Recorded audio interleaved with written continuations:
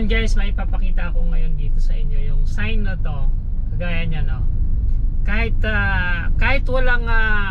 walang sasakyan na parating, kailangan mong huminto pag nakita mo itong stop. Tapos makita mo yung dalawang guhit diyan. Yan. So kahit walang dumarating na sasakyan diyan, kailangan mong huminto. Kasi yung nakalagay is double solid line na naka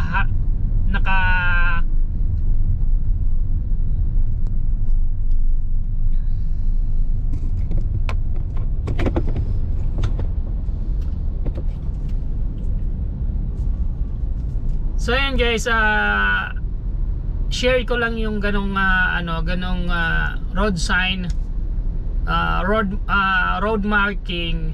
Makita mo naman may nakalagay na stop. Ayan, i-share ko lang guys yung road markings na yon na dalawang solid white line. So ibig sabihin full stop ka doon. Kahit walang kahit clear yan, kailangan mong mag full stop. Kagaya ng ginawa ng bus, kagaya ng ginawa ko, kahit walang paparating na sasakyan, kahit clear yan, pag nakita mo yung road sign na ganon, mag-i-stop ka talaga.